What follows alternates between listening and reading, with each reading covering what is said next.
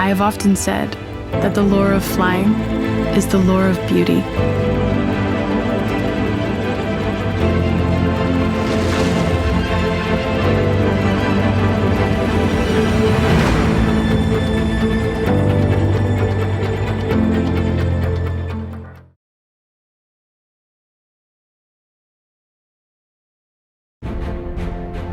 Welcome back, everyone. I'm Brian Kavanagh, Chief Executive of Horseracing Ireland and Vice-Chairman of the International Federation of Horseracing Authorities. Section 3 of the 54th International Conference of Horseracing Authorities is entitled Participating and Working During a Global Pandemic.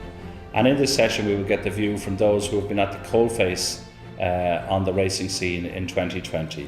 Leading trainers and jockeys from around the world will discuss their experiences of racing during COVID-19.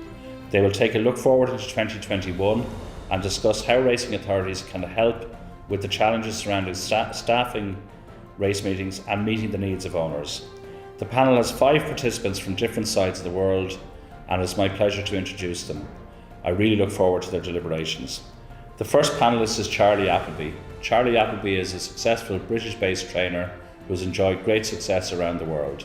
He enjoyed his first Group 1 winner in 2013 when Outstrip won the Breeders' Cup Juvenile. Charlie enjoyed classic success in 2018 when Mazar won the Epsom Derby, and in the same year he won the Melbourne Cup with Cross Counter. This year Charlie Appleby has been responsible for one of the world's leading racehorses in multiple Group 1 winner Gaiath. Hollie Doyle is a jockey based in Great Britain. In 2014, Hollie began as an apprentice jockey for trainer Richard Hannon and rode out her claim in November 2017. In 2019, Hollie set a new record for winners ridden by a female jockey in Great Britain with 116 victories. Her first win at Royal Ascot came this year, and in August Hollie achieved the remarkable feat of riding 5 winners on the one card at a meeting in Great Britain.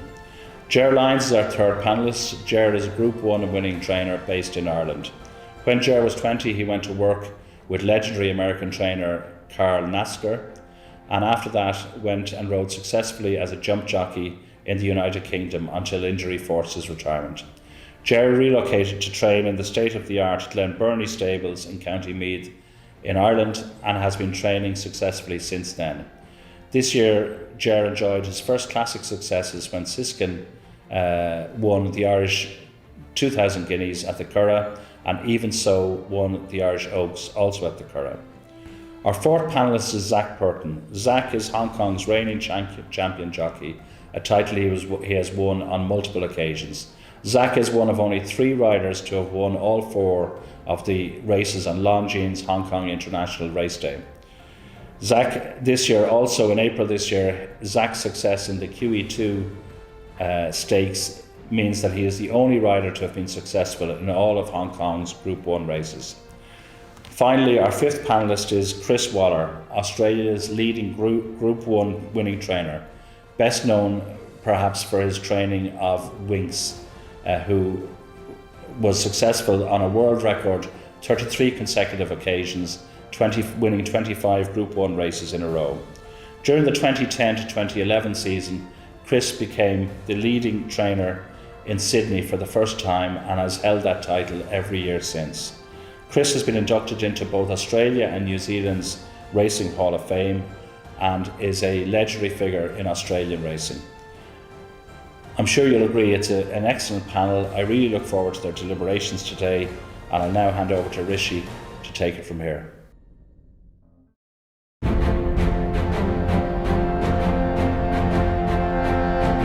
This panel session is going to discuss about participating and working in racing during a global pandemic, and what a fantastic panel we have. Thank you all for sparing the time. I guess you've all had to do your thing during very tough times before in life, but none of us have had to do your thing or do our thing in times like we've had to in 2020. So I'll go down the line and ask everybody about the hardest part for the challenges that 2020 and the global pandemic has provided for you. Zac, I'll start with you. And what's it been like in Hong Kong, and how difficult has it been?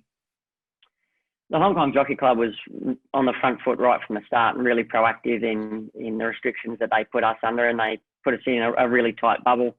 Things for us as athletes where we have things go wrong, where we need our personal trainers, we need our yoga and Pilates instructors, we need massage, we need all those types of things to keep us in the form that we need to be in to be able to continue to do what we were able to do. And initially, not having any of that available, it took a toll on our bodies, and we had to reach out to the Jockey Club and ask them for a little bit more help. And they were very good then. They brought a full-time physio into the jockeys' room that was to be used only by us jockeys, and he wasn't allowed to work with anyone outside our bubble. So that was a big help. But it's those little things that you probably wouldn't think of that went a long way into helping us mentally and physically be able to keep doing what we need to do. To be honest, we were so grateful to be back racing. No one was complaining. We were just getting on with it. Obviously, it was a bit alien at first with all the new procedures and one-way systems that we all kept going the wrong way around. But we're all used to it now. And I think we're kind of grateful that we're back racing, but it's kind of sunk in now that it's getting a bit almost eerie going racing now, when it's the same thing every day. The same, no offence, but you're seeing the same faces every day. There's absolutely no atmosphere there. The big meetings were very weird. Ger, from a trainer's perspective, and obviously we'll hear from Charlie and Chris, but in Ireland in particular, what were the challenges that you've had to overcome? Initially, none so much for the morning's work. My mornings, my days never really changed. When the country was in lockdown, we were probably what you'd term the lucky ones, because we were out carrying on as normal. And, the staff, you could feel it in the staff that they were aware that they were doing a normal day's work when everybody else was in lockdown. So that actually became a positive. The fear was that we weren't going to get back racing, which was the initial fear. And they worked wonders and got us back racing relatively early, and sort of, I think, rescued what looked like a season that was in turmoil. I think they did a great job and rescued it. So realistically, I don't think we had any real problems in terms of our day-to-day work. Charlie, I guess from your perspective, you would have been caught between two worlds, because when things got very serious earlier in the year, there was Dubai happening, and you also would have had one eye on what was going on in the UK. So how did it unfold for you? As you quite rightly say, Rishi, it's this unfortunate situation we all arrived in the spring there was when we were in Dubai. We were just at that crossover point of horses and staff shipping back. As we know, unfortunately the Dubai World Cup meeting couldn't go ahead. So therefore, we had a majority of the team already back in the UK, and there was a small team left there in Dubai there to look after those horses that were due to participate. It was obviously making sure first and foremost that they were all right and comfortable in what they were doing. But obviously the large percentage of the staff were back in the UK, and I think it's similar to what Ger mentioned there. We're lucky in the industry that we're in, that we're outdoors predominantly most of the time. So that was a plus. But at the end of the day, you still had to start from addressing it in the correct manner. That staff were personnel. You came to a priority in making sure that they were comfortable in coming to work, and also their families were comfortable in doing that as well. At the end of the day, we all know that they've got parents and children and grandparents, so and some of them are all living with one another. So we had to address them at a start on a sort of a daily basis to just make sure that they were comfortable in what they were doing, what we were asking them to do. We made sure we were well within all of the guidelines. So that was the starting point, just making sure that the staff were there and comfortable in a safe environment.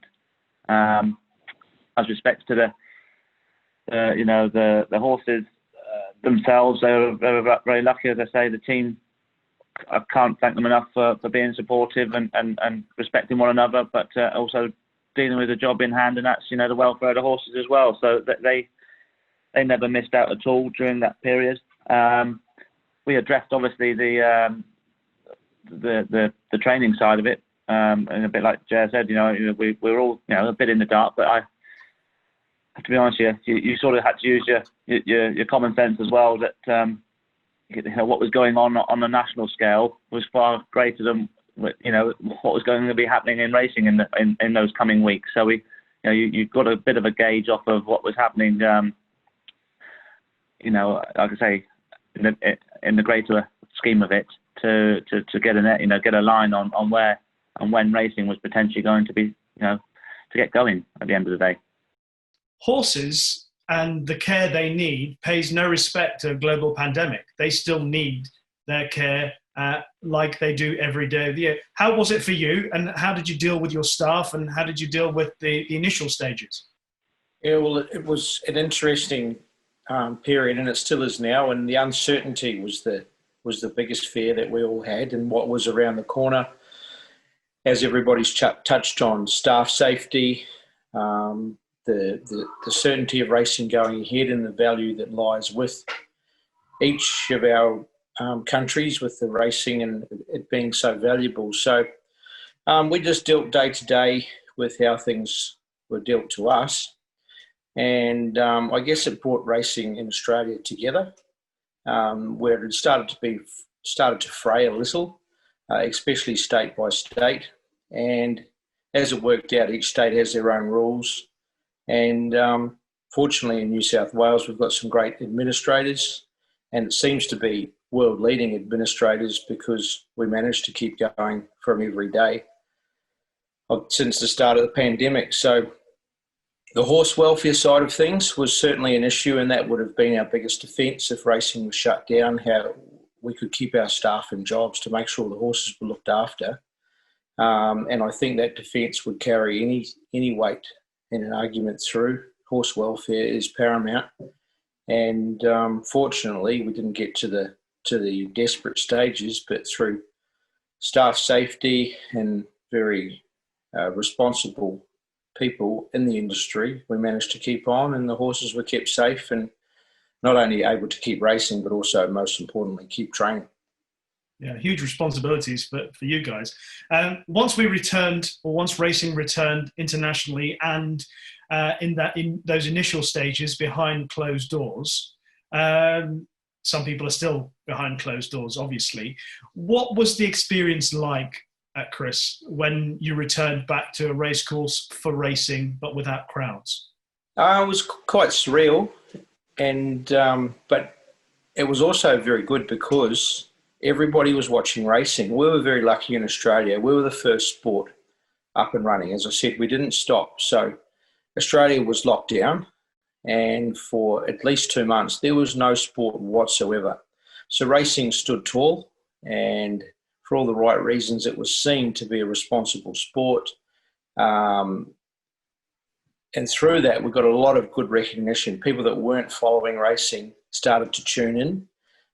People that we may have lost tuned back in, and it was a great environment to be in. And we saw that responsibility and carried it through.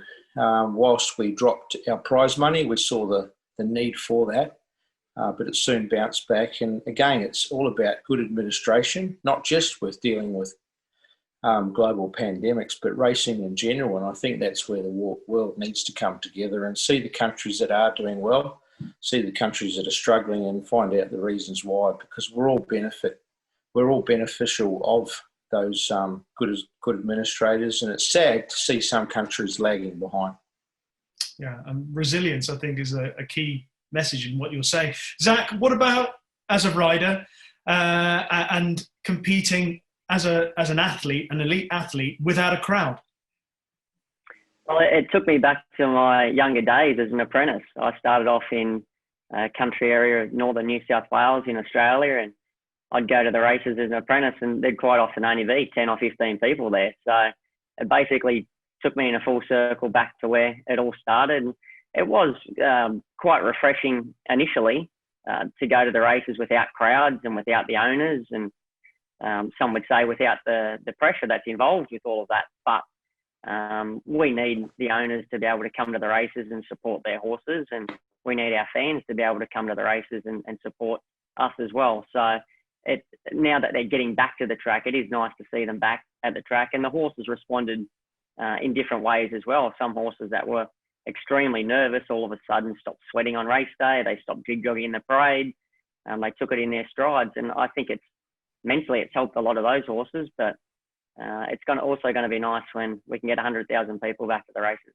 For the likes of Ascot, for example, I had a 2-year-old running that I thought, oh, this would be ideal. No crowd. He's a bit hot-headed. This should suit him.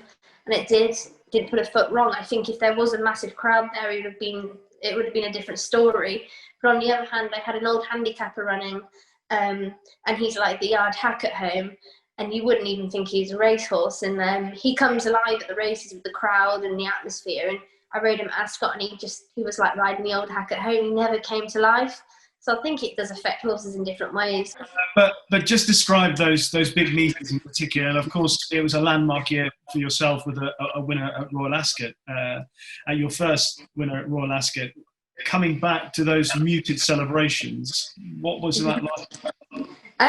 For me, I was just like living in a moment in my own bubble. I was just, enjoying the moment. So at the time, it didn't really occur to me because I was just so happy and, ecstatic in my own little world. But looking back on it now, if you think if a few friends and my family were there, it would have just been incredible. But it was an incredible day for me anyway, so I can't knock it. But it is obviously very weird. Ascot's a big place. The stands are empty. It was very weird. Absolutely. Ger, I hope you don't mind me reflecting on this. I'm sure you probably enjoy it to a degree, but you had a landmark day on Irish 2000 Guineas Day when Siskin won, and I remember the camera being on you as your horse hit the line, and then it sort of pulled to the wide shot of it was just yourself, primarily yourself. I think there were a couple of other people near you. And for some people watching that day, it may have looked as if it was from the outside, wishing that there were more people around you to enjoy that celebration. How did you find that experience? It actually suited me, Rishi. I'm not the most social of people, as I'm told. It was weird. I mean, I love Irish racing, but we don't have the high class problem that Zac and Chris have, which is 100,000 people at the races. Even Charlie, like an ordinary day in Chester, has 40,000 people. We don't have that over here on the flat. So it was still surreal as what Zac said. I mean, we're standing there, that was at the start. That was the first week of racing. So we had more authorities racing than we had actual participants shouting at us every time, social distance, all about this perception thing. It was weird. It's just typical of me to win the 2 classics in a year when there's no crowds there and when prize money is cut. So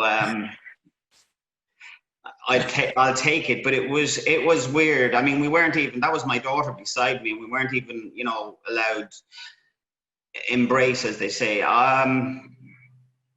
Listen, first and foremost, racing's about the owners, in my opinion, and you need owners. You need people, much and all as I or Chris or Charlie as trainers will handle no crowds, and it's possibly, we could argue that it's less intrusive on us on a race day. We can actually do our work better with no crowds. We'll all agree that racing won't survive without crowds, and we need the people to come racing.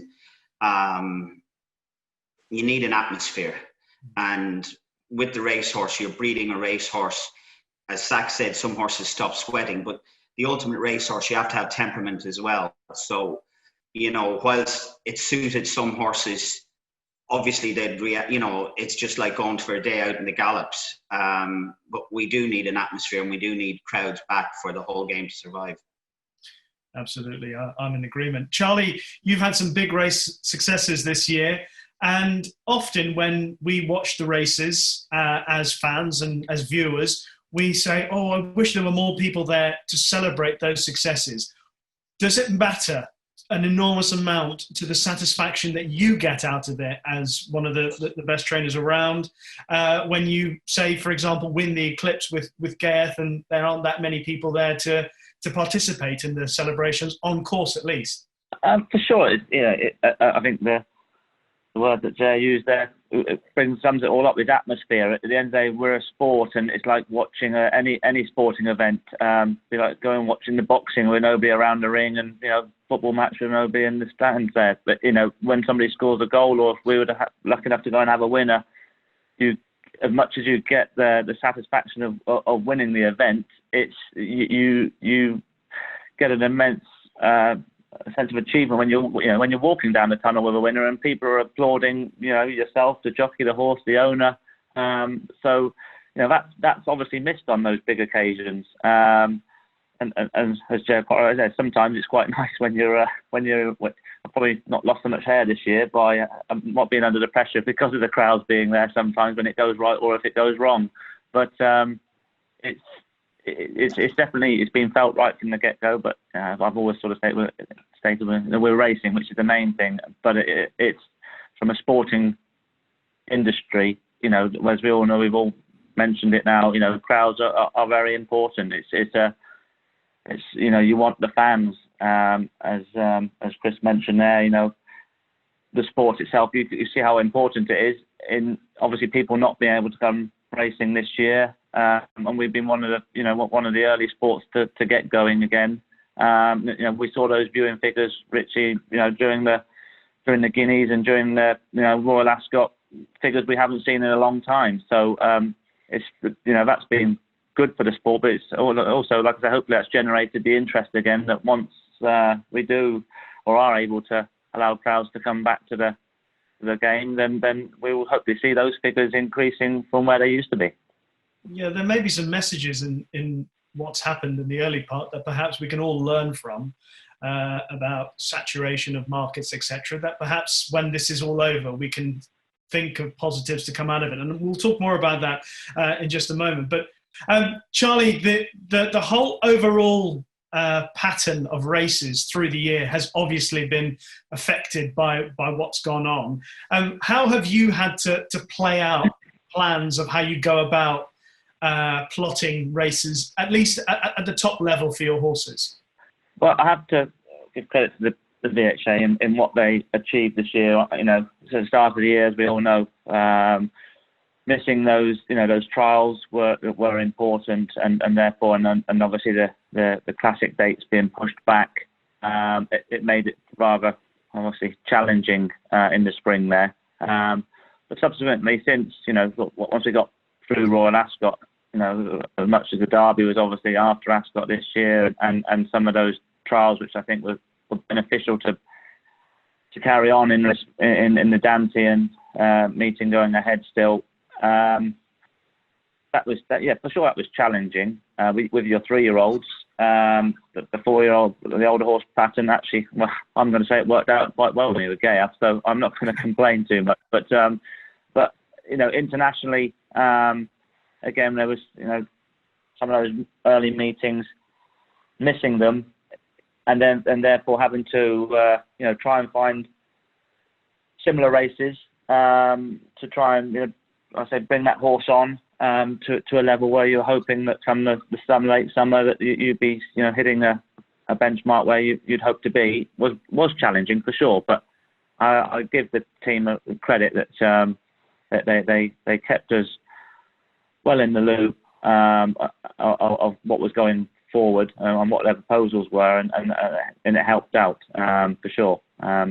Internationally, like I say, we're in a position now where you can't really plan too much, because at the end of the day we don't know what's going on on a day-to-day basis and where and when you can travel.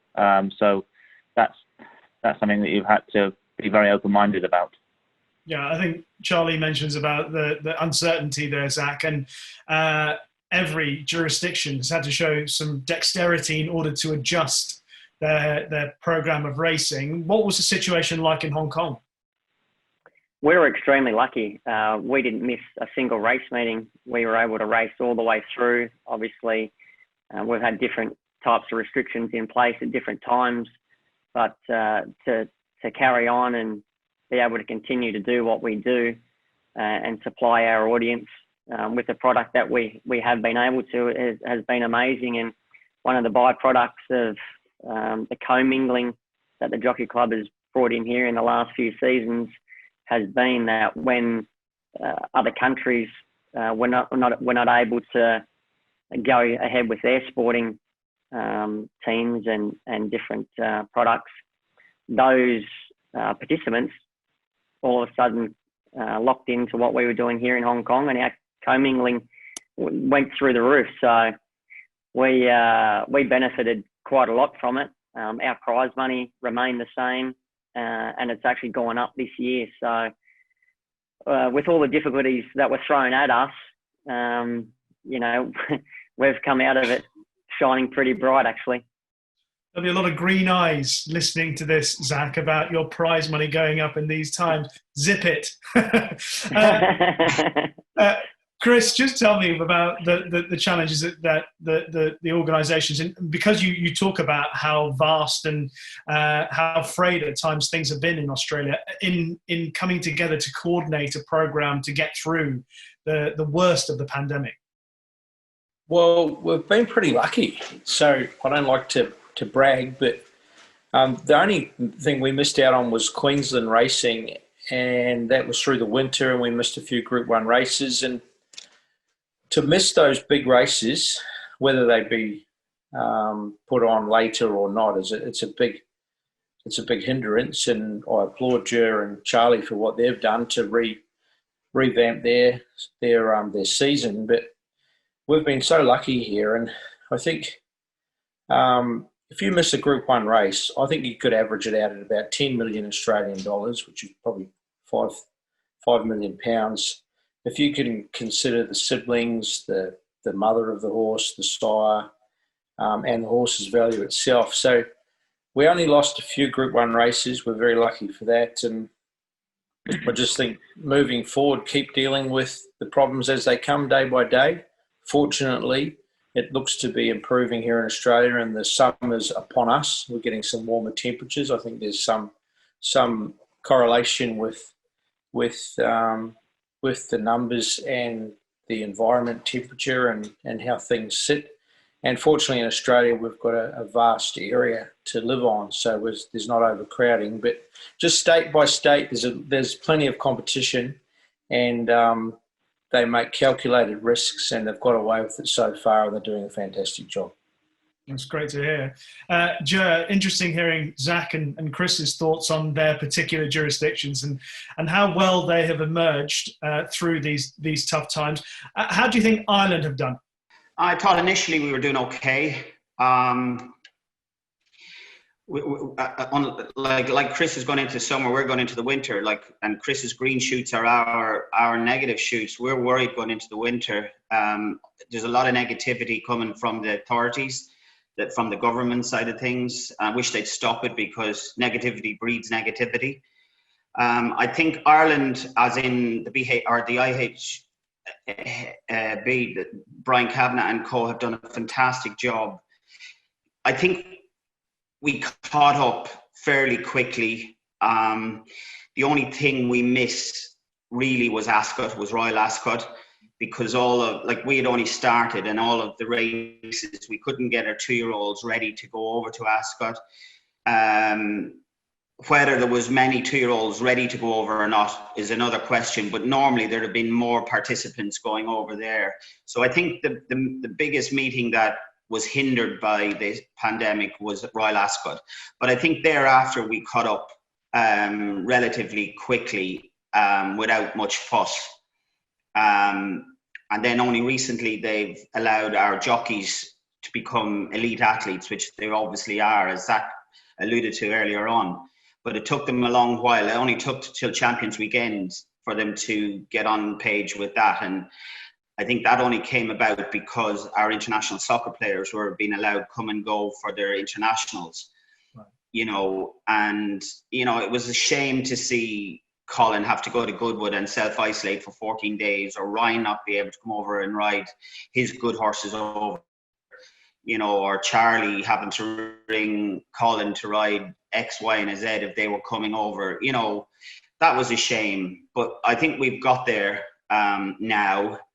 I'd like to think that the testing will become more relevant and prevalent, in the sense that the isolation, you shouldn't, you know, the poor kid Shane Cross who lost the St. Leger the other day, I felt for him. You know, he showed no symptoms, or whatever the word, he was asymptomatic, but his test came back positive and he has to stand down. You'd like to see that not happen. I'd like to see the testing being, you know, like if Colin goes away to ride, that he's tested and maybe at the very most is stood down for 48 hours, but he can get on with his game, you know, because literally, as we've seen, like if we go racing in England or you come racing in Ireland, you're in your own bubble. You're not mixing with anybody else. And you know, there's other people in normal society mixing and getting on with their lives much, much more than we are. And if you go to a race meeting in an open field as it is, you know, these jockeys are isolated. So, you know, it was a shame to see them all have their jobs hindered by the thing. But as the boys have alluded to, listen, we're still racing. But this forum, I presume, is about making things better if this happens again. Or you know, what have we learned from it? And I would like to see that the jockeys, for one, that we, you know, more freedom of movement for them guys, you know. Yeah, and I think it's been a running theme through our conversation that hopefully out of this, we're going to find things that we learn from and do better in the future. And what's the camaraderie like between the riders on a daily basis, considering that normally you're all in fairly close contact with each other, both competing and chatting to each other, and on a daily basis when you go to the races, I guess it's even more alienating in the way things have been, or the protocols have been unfurled. Yeah, no, it is weird. You know, a lot of people, that would be the soul and life of the wearing room, are a lot quieter because we're obviously not allowed to sit down and socialise. You know, between races, we'd all sit down in the canteen and have a cup of tea or something and have a good laugh. But now we have our little partitions, but we're not really supposed to come out of. So it is different, but like I said, we're used to it now. But I think it will probably get to a point where it's going to be very hard mentally for a few people. We'll try to work out sort of positives to come out of this difficult spell. One of the things that some people have spoken about is the fact that certainly in the UK, riders are only allowed to compete at one meeting through this pandemic. Do you feel that that's been a positive thing or negative? I think it swings both ways, really.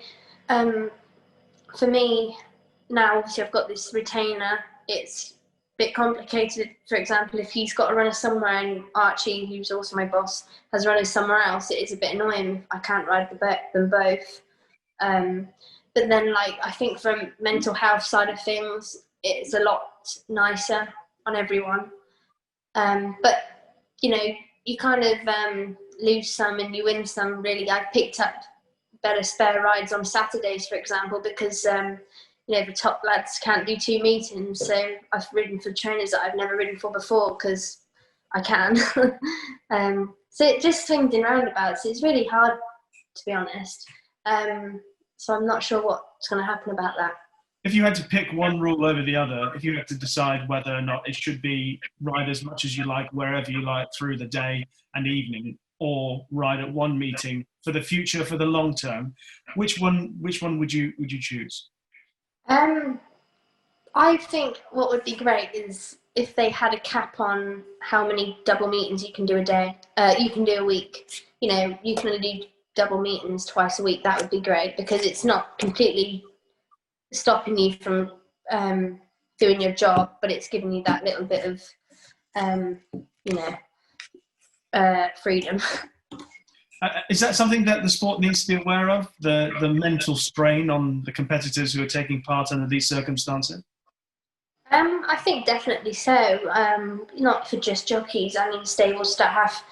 They're taking their beloved horses racing, and they're having winners, and they're not getting any atmosphere out of it or anything like that. And they're going racing at for example, it was in 8:30 last night, and there's people leading up in the rain, and there's no one there. I know there's no one there in the winter, but this has been throughout the whole year, so it is tough. Yeah. And Charlie, I guess the one thing about what's happened in 2020 is that the pandemic has stripped back certain jurisdictions to reveal the issues that go on within them, and some areas are doing better than others. Would it be as simple as that in summary? I think you're correct in what you're saying, and we're all thankfully on the same page in what Ger's spoken about there. That there's the financial stake to it all. But I'll always flip the coin to the prestige side of it. As you know, we're an international stable, and it's one thing we've always tried to achieve is to frankly, try and compete worldwide, and it's what we've been lucky enough to have a few winners around the world, and so the prestige side of it, of course, it's attached to it, but at the end of the day, there has to be the financial side that's got to start to weigh up a little bit more sensibly in the grand scheme of it. But for us to travel to Australia and America and Hong Kong and everywhere around the world, their prize money is there it's the attractive part of it as much as the prestige of winning a Melbourne Cup or Breeders' Cups. I felt that the Irish Champions weekend was very good in the purse that they had there on Champions Day. The Irish Champion Stakes itself, it was a very good purse, and they've done well to maintain that. So hopefully going forward, I say after all these discussions and what we're going through, at the end of it, I hope that everybody is able to sit at the table. I think everybody has mentioned about working together to overcome the challenges, and I would imagine that was one of the strongest positives to emerge out of the challenges. Yeah, definitely.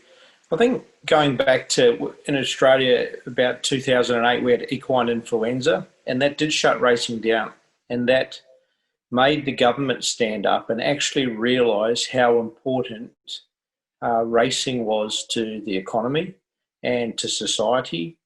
And we stopped racing for about 3 months. It was a lesson then to make sure we supported racing, and the government respected that. And I think just as much as having good administrators is having a good relationship with the government.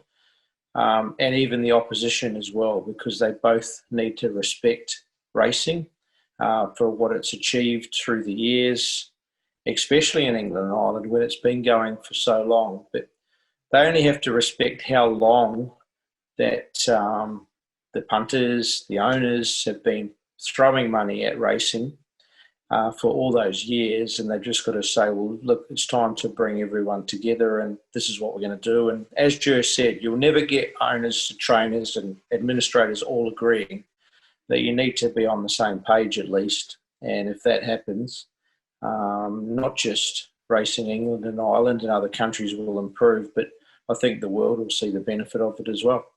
And what do you see, Hollie, as a last thing, what do you see as one of the perhaps the biggest challenges that still remain with the way things are that you'd like to see get back to normal as soon as possible? Get back to normal.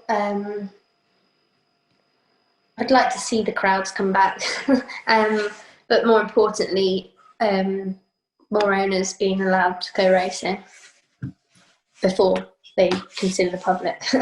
Well, that's been a running theme in a lot of our sessions. It seems that people are acutely aware of the importance of owners and crowds in their respective categories. But Zac, from your perspective, given all the challenges and what you've seen internationally in 2020, what would you like to see come out of this as the major positive? It's a difficult question. I suppose the guys there have answered it. It would be great if the administrators around the world could get together and and gel a bit more and make it the family that we are. We are a racing family, and the easier it is for the programming of the horses to be able to fit in, so that the trainers around the world can continue to match the best horses up with the best horses, because that's what brings excitement to the races. I suppose that would be something I'd like to see if we could get that to happen. I think that's a lovely way to surmise what we've spoken about. A lot of people are depending on administrators and people in charge of their respective jurisdictions to get things right.